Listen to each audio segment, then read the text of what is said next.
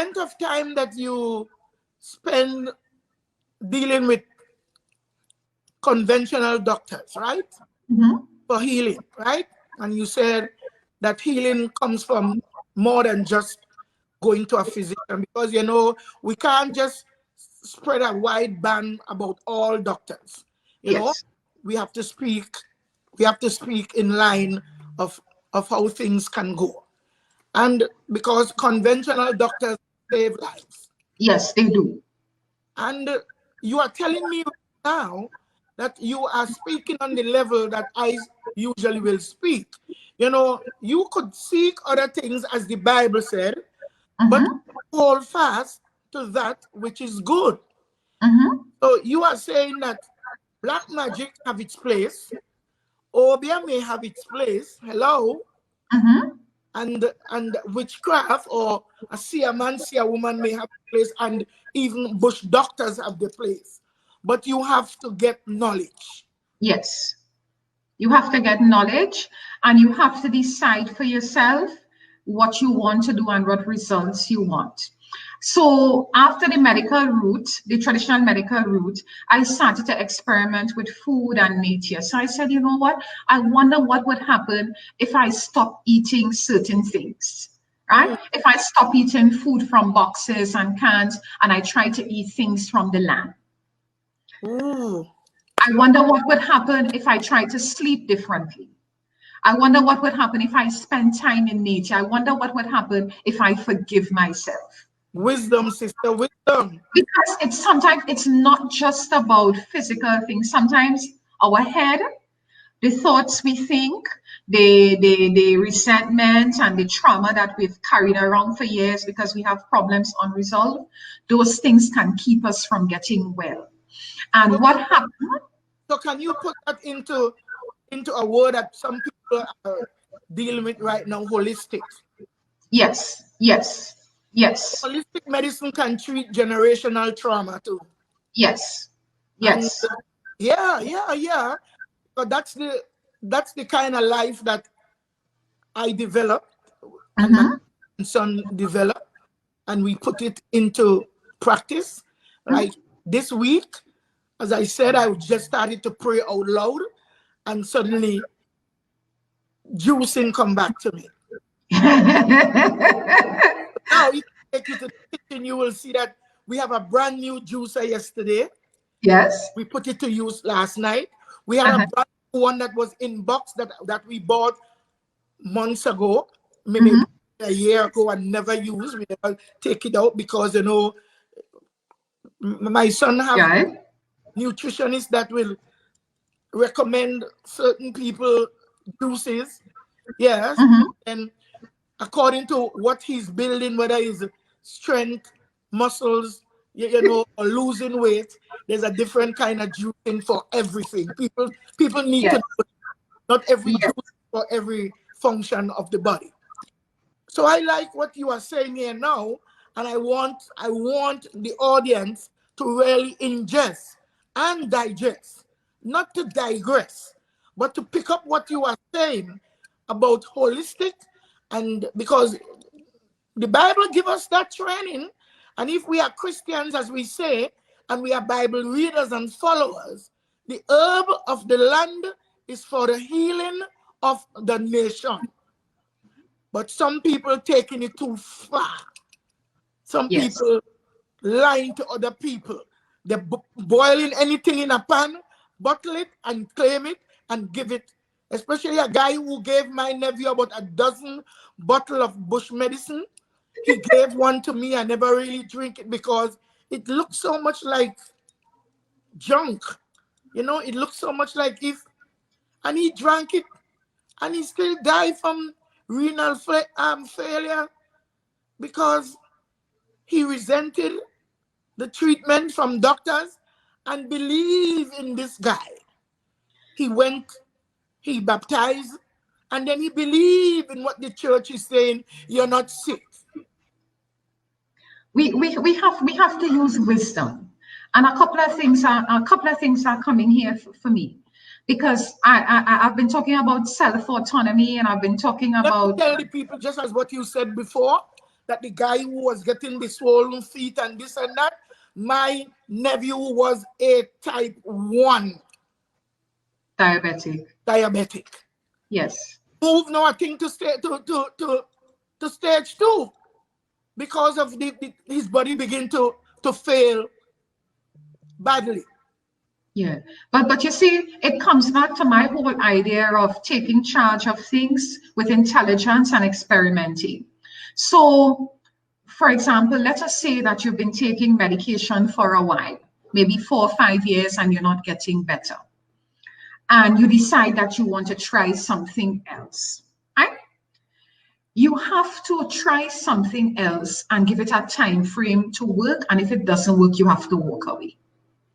So when I wanted to figure out what was going on with me, I decided I am going to join a yoga class. That was the first thing I did. And if you're a Christian and if you're Tobagonian, Christian people don't do yoga. They don't, right? The church tells you all kind of things about yoga and whatever. And I said, you know what? I am going to go to a yoga class, because what was happening to me is that I had what you call nerve ending ganglions growing.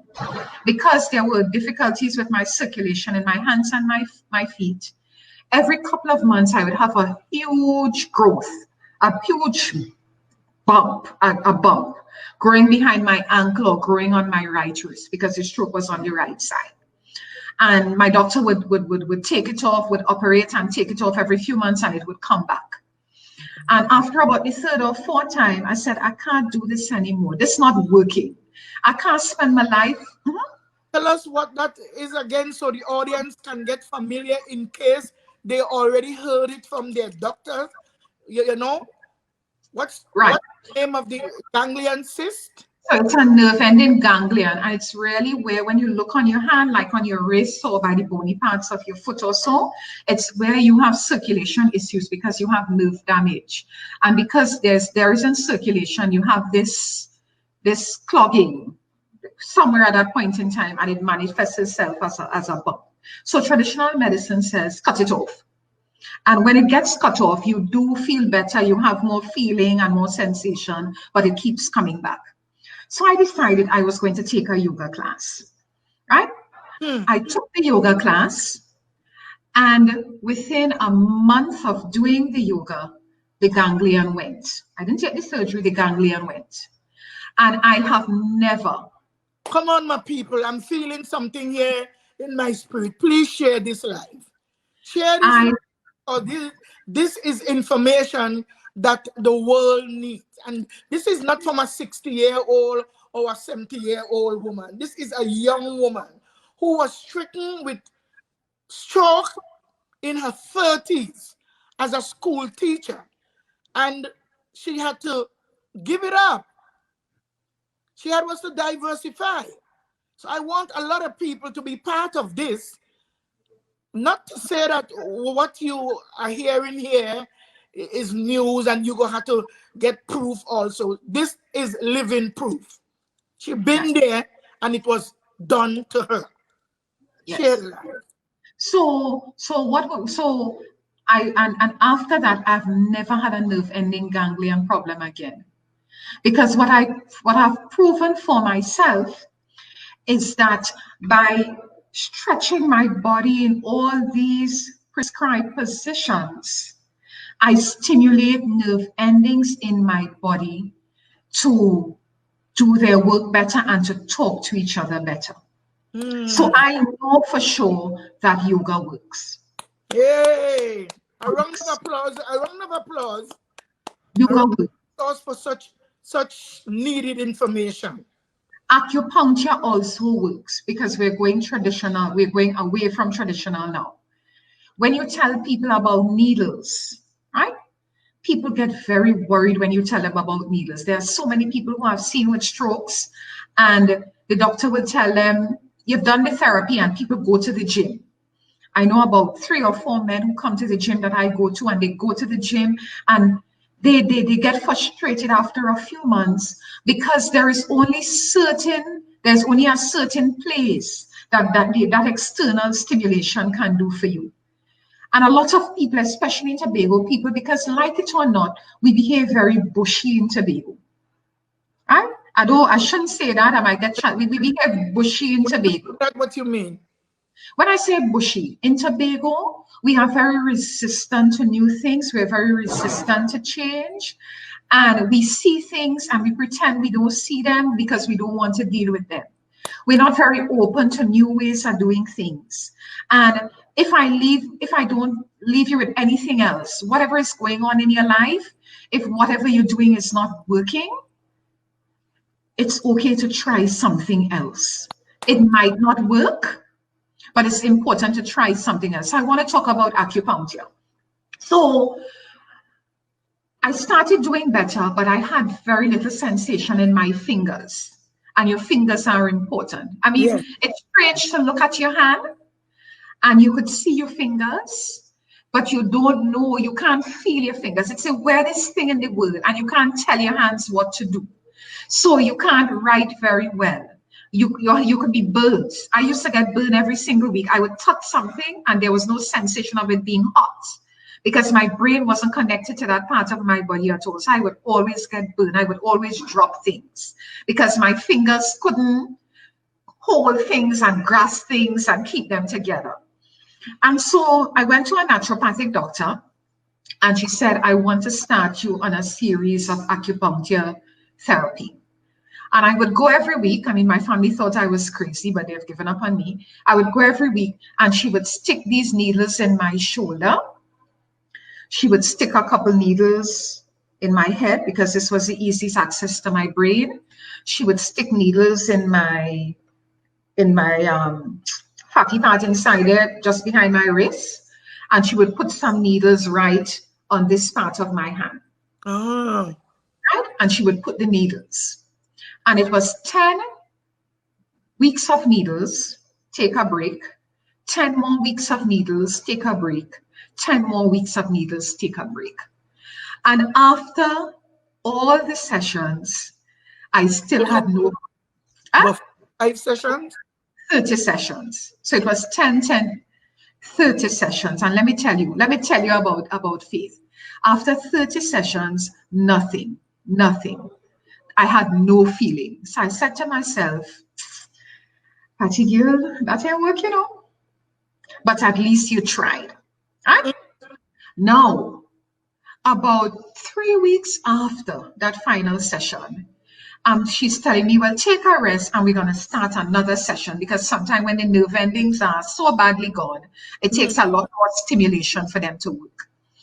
I'm driving down the road and I feel heat in my hand, just heat.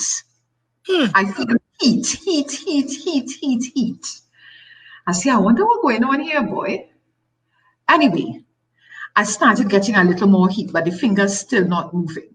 I go to the spa one day to get my nails done because once in a blue moon when I had to go out, I mean, even though I'm a bush girl, when I want to go out, I have to fix up the nails a bit. I go to the spa and I'm getting my nails done. And the lady is doing something to my hand. And I say, ouch. Hey. She said, what happened? I say, you filed something too hard. And then I say, what? I get in feeling. And I started to cry. I started to bawl. Because there I was. This was like 13 or 14 years after the stroke. And for the first time in that time, I was actually feeling my fingers. I cried. I mean, there am I bawling and she don't understand. I mean, she don't know why I'm crying. I said, no, you do your thing. I'm crying. She finished and I go home and I cry. Hey. I go home and I cry. And that was the beginning of the end of the healing journey for me.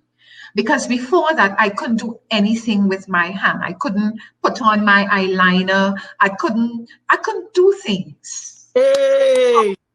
I started to play the piano because I didn't have fingers to do it before I started to play the piano. I started to sew more because I could hold my scissors and do intricate things now.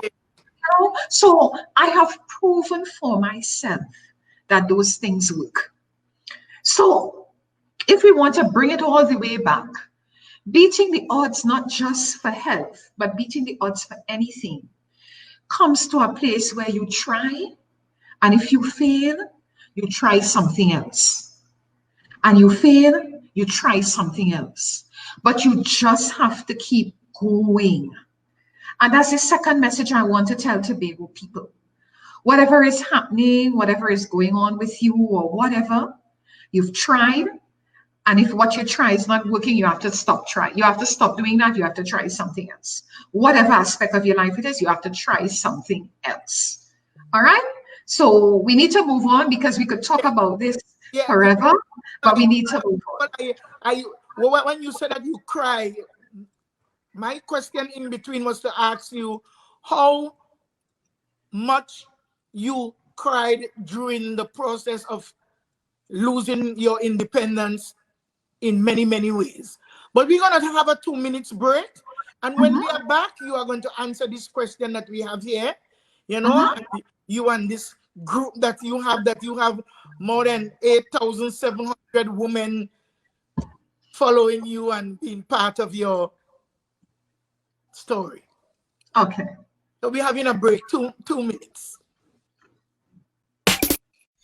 You're watching Live with Mama Coco, a current affairs and lifestyle program that touches on what matters to you.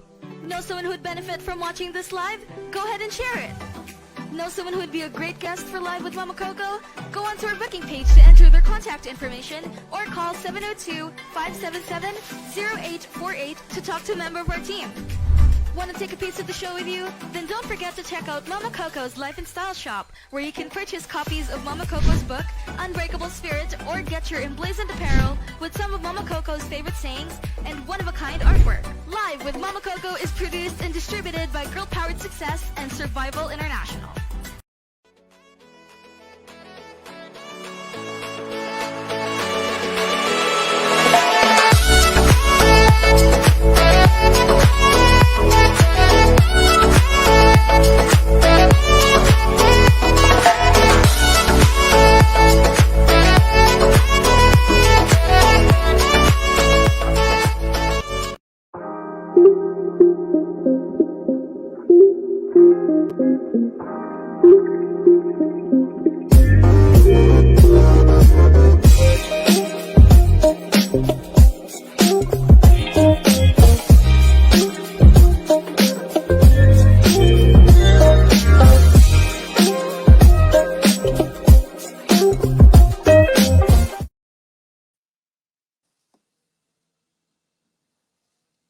Hey everybody, you guys almost get a view of me while I'm thinking deep. Yes. So welcome back. Welcome back to Mama Coco Life and Style Sunday. Emphasis on life and lifestyle today. Yes, lifestyle. And the reason why we should never give up. And we should be hopeful. Hopeful while we're using our brains. We should be thinkers, deep thinkers. So welcome back. My name is Cora Pantin, and I'm here because of you guys. I'm here because you guys are supporting me and being part of my show and being part of my life. And welcome back to Alicia with Alicia Edwards. Hi, Alicia. Welcome back. Yes, we're back. Are you still nervous? I don't like this publicity thing. I'm quite not shy, but I'm kind of into myself. But I do what I have to do sometimes, and you know, I just do it. But like to seek the front, that's not me. Always behind. Always behind. Well, I'm so glad that you received a welcome voice that call you here today because of our Lord and Savior Jesus Christ. I know a lot of people may say it differently, and I am still your friend. I am a Christian. I still your friend because I deem everyone as my brother and my sister, and we are all living beings and human beings, and I believe the scripture that God said he's God of all people. So I am a woman of all people. I believe that every creed and race is supposed to find an equal place. Jamelia, Hedy Heard, Jacobson, a lot of names there. You bring in a lot of names there, Jamila. I experienced living in a brain, what? With a brain tumor. A brain tumor.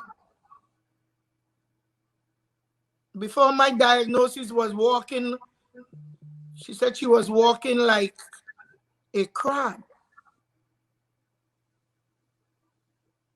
Speaking or writing was very challenging. Words cannot express what a brain could do to our bodies. However, I beat the odds by using herbal medicine. Yes, and we want to acknowledge there's another guy who posted about the fact that he survived a few strokes and he still has, yes, he still have loss of sensation and all of that. And a lot of people in our environment are sick with lifestyle issues. We have a lot of things going on. And so I hope that somewhere in all of what we say, that if this happens to you or somebody you know, and traditional medicine is only getting them to a certain place, that you can start looking for help elsewhere. All right, so we probably could move on to the next segment and talk about the inside out beauty. Yes, yes, that is very nice that we will be back. You will be back, and we will have a call-in session. We can't have it right now today because you already have been doing great, and people are understanding today, they're hearing you today, and what we had missed in that last show, we are so much being better for it today. So Alicia, you founded a Facebook group of over 8,700 women called the Inside Out Beauty. Tell us about what motivated you for starting the group and your future plans. So I started the group in 2017 because I felt that there were so many things that I had learned along my life journey, and I didn't have a forum for sharing it. I was around women, and I saw women struggling with things that I struggled with and I had overcome. And nothing in our environment, in our educational system, in the way we raise our daughters, in the conversations we have in the society, none of those things really address a lot of the pertinent issues that affect women in any way. We would talk about domestic violence and we would talk about hardship and so on from a clinical place. But in terms of providing women with information to live better lives on a day-to-day basis, there was nothing. And so I started a group, and it's called the Inside Out Beauty, because who you are is a reflection of you taking care of the part of your body that you can see and touch, but also your spirit, your emotions, and those things that you can't see, because those two things come together to make you beautiful. Amen. The group was also started because we tend to think that a lot of our outcomes are dependent on other people as women. And we miss the essence of our life and how much control we have over our outcomes, how much self-autonomy we have as women. And because we have such influential roles in our families and in our society, how if we work on ourselves and become better women, how there is a ripple effect in the society. But when we are struggling with what people say our roles are, when we are struggling and we are just existing as women, we pass on that unhappiness to our children. We show them a poor role model way of dealing with their own issues in adulthood. Yeah. And there's so many spin-off and ripple effects of that. So I started the group just to share some of the lessons that I have learned. And one of the biggest lessons that I talk about is putting yourself first and depositing in yourself and taking care of yourself, because no one else will take care of you. Women think that the way to go is to take care of everything and everybody else around them. Mm. That is the example that we've seen in our mothers and grandmothers. They would give everything, but at the end, they had very little for themselves. Their lives were not joyful for themselves, and they had to experience joy by seeing their next generation. And I did not want to live like that, and I don't think women should be living like that. In the life that you're living now, you should be able to find joy for yourself.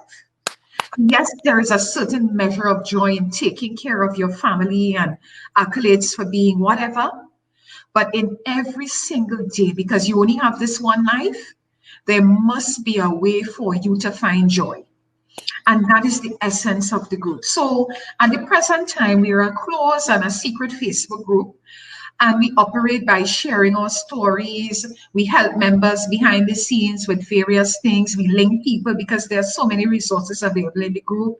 We share information. We empower women. We teach women to take care of themselves. We share exercise tips, nutrition tips. We talk about children and parenting and men and protecting yourself and doing a whole host of things, because all of those things are the day-to-day issues that keep women from being happy.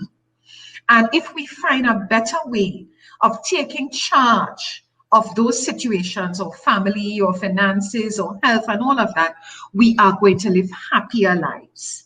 All right, so that was the motive for the group. So we're 3 years in, and we just a closed group for now. We're talking about a couple of things for the new year that are in the works, but we haven't like mapped them out as yet. But we're doing what we have to do, and it's not really about fame for me. All right, it's not about fame. When you're using the word "we," who are you speaking about beside yourself? Right. So we have 3 admins in the group. So the group is administrated by 3 of us. My daughter helps with the administration, and there is a 3rd member, Pixie. 3 of us do the administration for the group, because I'm not an island. And the group is not really about me or for fame or for self-advancement or anything like that. I am just in this second half of my life. There are things that I learned in the first half that I'm teaching my daughter, but I can't be selfish. I want to share that knowledge and all the things that I've learned that nobody told me about.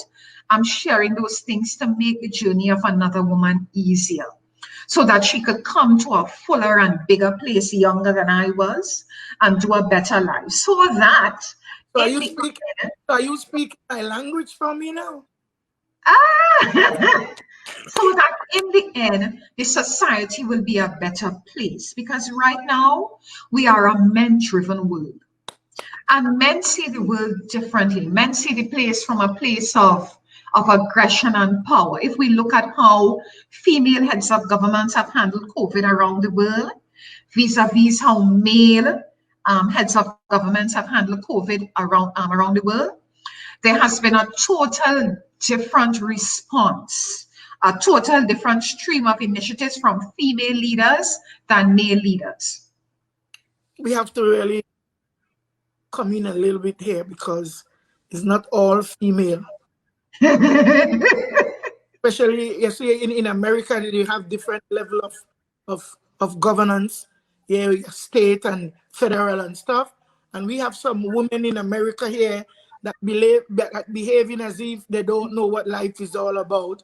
And they're behaving worse than some men who govern. So let's just speak differently about. Well, if we want to take it down to the brass tack level, it's really about understanding your power as a woman, and I call it female energy. Yes. Because the energy of the female is a calm, caring, nurturing, and firm energy. Yes. Right? And a lot of us, if we take the soft and hard ways that we mother our children, Yes. and transplant that into other areas of our life, how we operate in the workplace, how we operate in leadership, we are going to get better results overall. And so, speaking like on a personal level or about your group, or are you speaking about the female power that is in the People's National Movement of Tobago? Is that the best way to operate? Well, I don't like to talk about, I don't like to talk about politics. I know, but you know what I'm talking about. Can you answer? Yes. I like it. I think that a lot of women think that they have to operate like men to get ahead. Hey. And when we do that, we shortchange ourselves and we misrepresent the legacy of women going forward. And I hope that as more women enter leadership, not just in government, but in organizations, that they will operate in a way that will make the legacy of women strong and powerful, nurturing, yes. And from a place of, and from a different place. But with authority. But with authority, because women are doing things, women are in charge of things, but we need to ensure that we don't lose ourselves and we lose all that make us female in what we have to do. And so women must operate in ways that that show integrity and honesty. There must be a clear link between what you say and what you do. And it really comes down to personal traits and all of that. A lot of us, as we get in life and as we do things, we move away from the essence of who we are. We compromise ourselves and our values for whatever reason. And it's not necessary to do all of that. Sometimes you will lose in the short term, but you always win when you stay true to yourself and who you are. Because when you pretend to be someone that you're not, the mask will always come off. You could only fool people for some time. Your mask will always come off. Your mask will always come off. And that is what is happening to a lot of people in our society. We have kind of gone away from ourselves. We have stopped believing in the power of self and being able to speak authoritatively for ourselves and speak our truth in a polite and sensible way. And sometimes we get caught up in the crowd, and what the crowd is doing isn't always working for us. And we need to have a different mindset towards a lot of things. And that is who I am, and that is what I am. Hey, here we are. That's all. We just have to be open. We have to be honest. We have to be very transparent. We have to believe that because I know you, I should be able to speak about you in a good way as a woman. But when people exercising things that they just copying, I love the name of your show. I love what you are saying about the inside and out. Not a show really, your group. Yeah. So this is a question here for you. Who is the typical, the inside out IOB member? Where is she from and how old is she? Good. So and then I will add a little piece more that you will answer. Are you preparing? Because what I do, I invite some people, but they won't accept it. So give us your... Right. So the typical IOB member is an adult woman, and between the ages of 18 to whatever age there is. We have women that are 18. We have women who are in their 70s. We have women from all walks of life. Women who are students, women who are CEOs, women who are housewives, women who are professionals. We have members from all over the world. We have members from all over the world, but there is an emphasis on people who are Caribbean in origin and who may live in some part of the diaspora. We have some members from Africa as well. No matter your creed or your race, you are welcome. Yes, You're welcome. All right, so we're a close group, and so the thing though is that the mix is representative of the world, because the world is a diverse and cosmopolitan place, and the group is diverse and cosmopolitan as well. And what we have found is that tensions get created within the group because everybody comes from a different place and a different understanding. So the way that I see the world is not the way that everybody else sees the world, because they've come from a different place. But by understanding and by talking openly and by even learning to disagree without becoming disagreeable, we are preparing ourselves to operate and to win in the world. Because everything in life eventually comes down to negotiation and influence. In order for you to get things done in your home and your family, you have to negotiate, you have to exert influence, you have to reward. In the workplace, you have to do the same thing. In government, you have to do the same thing. And a lot of us don't have the skills to do those things. We don't know how to negotiate. We don't know how to articulate a position calmly. We don't know how to talk about things. Right? We could make comments. Tobago people are very good. Well, Caribbean people are good about making comments and making a joke about everything. Hey. And life is serious business. And in the group, we talk about serious things. We cause people to think about where they are, the beliefs that they have, challenge the things that they do, and say, listen, try this. If it doesn't work, you could go back to what you were doing. But what we're finding over time is that members are having a new appreciation for their power, right? Because women would say, well, I can't really, and there's so much that you could do, you know? And that is really, really one of the biggest things for us. When people inbox us and tell us how much the work that we do in the group is helping them, how they're more assertive, how they're coming out of situations that aren't winning for them. Those are the kind of things that we're doing within the group, and those are the things that we would want to continue raising as the group grows. Whoa, we have more questions on that, but as I said, you are going to be like Schwarzenegger. I'll be back. You understand? So Alicia, we have another question here for you. I have 150 more questions, but as I'm telling you, I am being filled. You know, I usually will have a co-host, and on my show, especially we had one. I had my girl there, and your cousin. Yes. Yes, I remember who she was afterwards. Yes. You remember who she was afterwards? Afterwards, yes. But then, because I know that everything is aligned and everything is already out there, I didn't really need a co-host for today. But we having Stephanie back starting from, I think, Wednesday. She's gonna be our co-host again, and all through the weekend next week. But Alicia, we have a question here for you. We are running out of time in here. Yes, it's a big one. Good. So I was raised in Delaford. Let me put the question out for the people who can't get to read it yet. You were born and raised in Delaford and have opted to live elsewhere in Tobago. What Tobago issues are near and dear to your heart? We need a whole show to talk about that, but I'll just highlight two. Just two. A big thing for me is what I would call uneven development across Tobago. And to get technical, where you have growth poles. So we have a growth pole where a lot of the development in Tobago is concentrated in the southwest part of Tobago.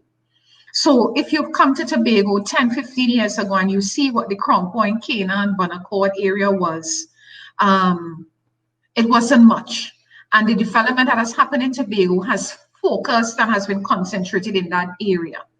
But everywhere else in Tobago, Delaford, where I'm from, Roxborough, Charlottesville, Mariah, Palatavia, Golden Lane, Runnymede, all of those areas have regressed significantly and have become shells of themselves. Yes. So one of the big issues for me on a Tobago level is how do we get to the place where every area of Tobago has a minimum standard of development? That's critical for me. And for that to happen, people have to start getting involved in what happens in their area outside of the politics and outside of the election time. It's not just enough to sleep in an area, right?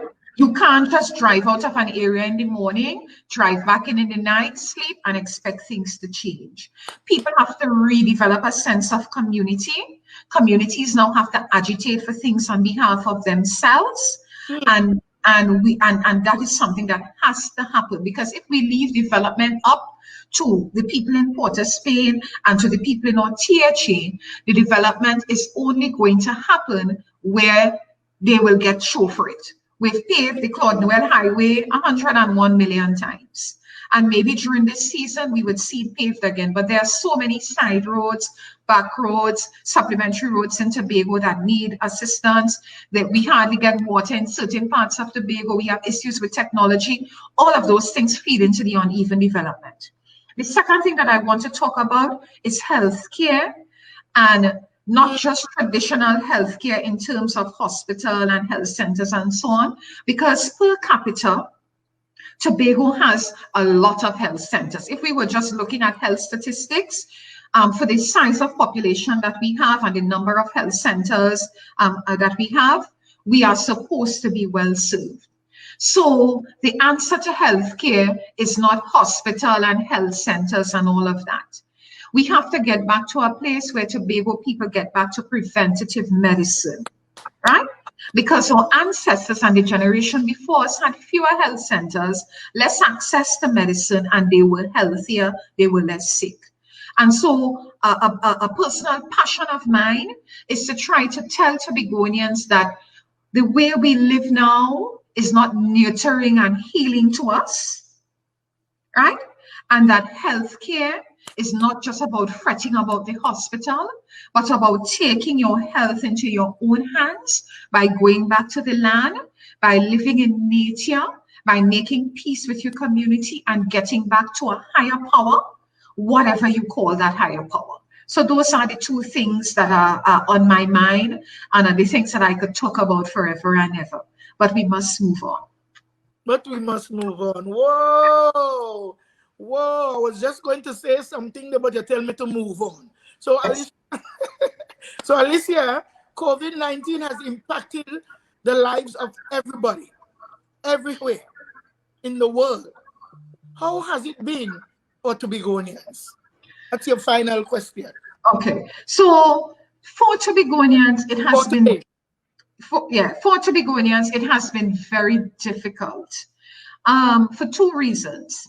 The first reason is that because our population size is so small, we have been dependent for income generation from visitors coming in, whether it's day visitors from Trinidad, tourist visitors from outside, to augment the purchasing power of the small population that we have in Tobago. And with COVID and with the closing of the borders, we have seen a shrink in the purchasing power of consumers, and that has had a ripple effect all over the place in Tobago. As well, because the THA is the main employer of people in Tobago, and there's been a moratorium on hiring at the national level that trickles down to us, that has created its own set of problems, linked with the fact that a lot of our businesses are tourism and hospitality oriented. And so because of that, Tobagonians are being hard hit by COVID. But another place that I want to take it from is the legislative arrangement between Trinidad and Tobago, and the fact that measures that have been put in place in Port of Spain may not be fully relevant to Tobago, and there has been no speaking out on Tobago's behalf by the people that have been chosen to lead us. So, for example, there was a moratorium on going to the beach at a national level. And if you live in Trinidad, you need that because of the fact that there are only 1 or 2 beaches across the country that people go to. There's Vecini in South, there's Maracas, and there's Celebia Beach or so on. But other than that, there are no beaches. So these beaches are highly populated and congregated. Across Tobago, every single village has a little bay or outlet. Hey, except Mason. Some villages has 2 or 3, except Mason Hall. I don't know what's wrong with that village, but they have nice blue You used to live Mason Hall once? I'm not talking about Mason Hall at all, but they have nice blue dashing in Mason Hall, right? But I have crayfish. Yes, and we love crayfish. But the thing about it is this. In Tobago, Tobagonians could have been allowed to go to the beach because there would be no crowding within the villages because there's never any crowding, right? So Kings Bay Beach doesn't have any crowding. The beach in Bell Garden doesn't have any crowding. The beach in Englishman's Bay doesn't have any crowding. The beach in Charlottesville doesn't have any crowding. But because measures are being made at a national level, Tobagonian, the life of Tobagonians has been unduly restricted and affected in a way that isn't necessary for us. But it's what it is, and until we have a greater amount of autonomy, or we have a greater willingness on the part of the people who represent us to speak out on Tobago issues, it's going to remain like that, and that is not good enough for me. Yes. So Alicia, let me just with this until the next time. This is a personal question here for me, and you can give it in your closing statements. Are you intrigued to be part of politics, or are you available that you could speak? Because I have never heard anyone who living in Tobago speak, whether it's on a platform for politics or even right. I'm not gonna say anyone because I know Faith may feel funny. Faith, I'm leaving you out of that. But then you are so articulate. You are so versed in whatever you open your mouth to speak. And I wish that you could give an answer today about your interest in politics, or even on your inside, outside. I love it. The thing about it is this.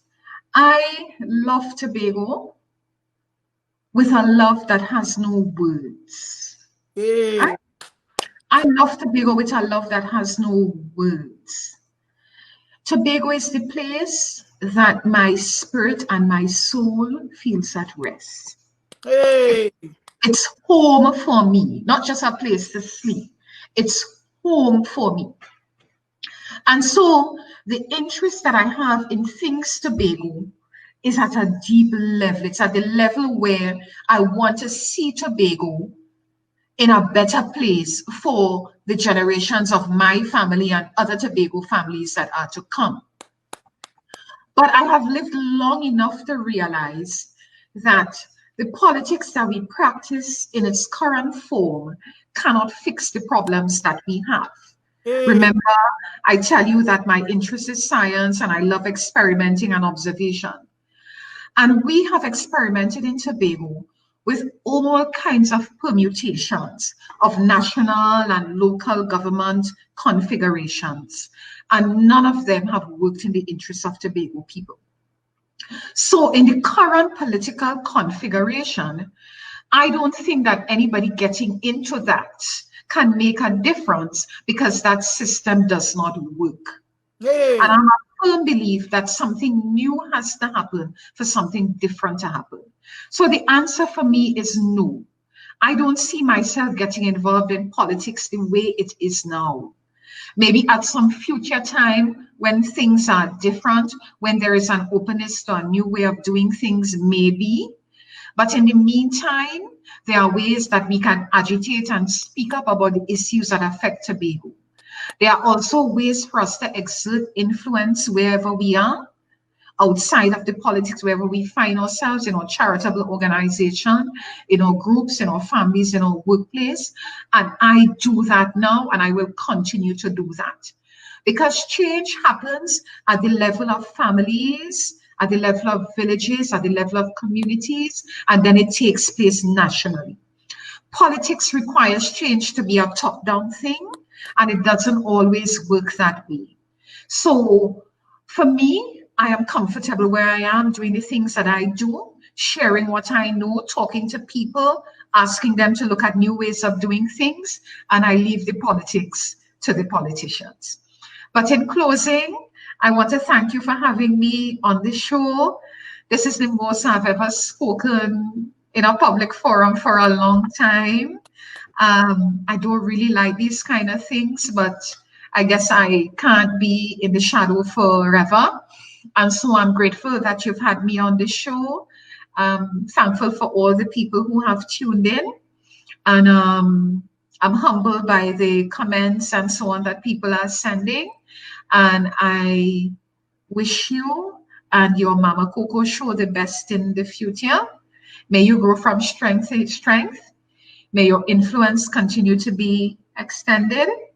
May the boundaries of your tent be enlarged. And may the good Lord keep you in perfect health. Well, I wish to say that you are a great influencer, and I did not hear anything you said, but I know that the audience, this is why I'm here. It's really not about me. However, I said something earlier that you are the only one. Yes, you are the only one that speaks on this level. I have other people on my show, like young Miss Boris. Oh, I love her. A lot of people loved her. I cannot speak of the other party because they don't come on my show. And I really had some great time with the young people. I am not going to do that. I am not going to do any disparaging, but what I am saying here right now, this is me, this is who I am. And I speak it like it is. And if I'm influenced, I am influenced. And if I'm impressed, I am impressed. And I'm speaking to you today, and I want to congratulate you for being in the space that you are, the space that you occupy. I wish you success in the changes that you're about to make with your group. Yes, it's a group. And I know you are going to be doing great things. I wish my answer would have been, I wish the answer that I really felt would have been more, would have been more on the yes, I will think about it. But I know about the stress factor of being an honest politician. Come on now. You could be a politician without any stress, like everybody else. But it's a stressful situation when you are doing politics at a level for changes. And the changes that we need, it is very revolutionary. It will be, because it ain't happened since we were removed from Barbados and join Trinidad. Tobago, we are at a stalemate, that everything that we had before that looked good and sound good was taken away from us. We were stripped, and now we're trying to come back, trying to be better than before, and here is COVID sapping what we never have, what we failed to keep. And today I am excited about this show, and everything is in order with you. Thank God you have moved from a patient now to a teacher. You give up your physical teaching role because of your physicality and because of what came over you. But now you are a different teacher with the knowledge that no going to teachers college or university can give. So I want to thank the audience today. I want to thank my daughter as producer. I want to thank all the people that work during the week. My team doesn't work on a weekend, so anyone who tries to send a message, I see a lot of people. There is a young woman. She said that she is from Trinidad and Tobago, and she's living in Miami, and she's an entertainer, and she will love. After the show yesterday, or when she saw the information, she said that she wants to be on my show. We have a great lineup for next week. And for next week, Wednesday, I think we have Ian Ivan Nurse. He's gonna be here next week sometime. I think it's Wednesday. And over the weekend, we have some real strong women. So we'll learn Ivan Nurse. I think you are up for Wednesday coming, and we are going to get in touch so that we can get to choreograph and get things in order. And we have Shirley James, Queen Diva. You are going to be here, co-host.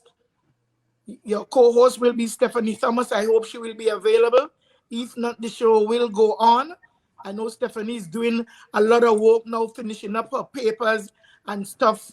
I know she's going after another degree or a degree, and I pray that she will be here. Next weekend we are going to have my team of nurses.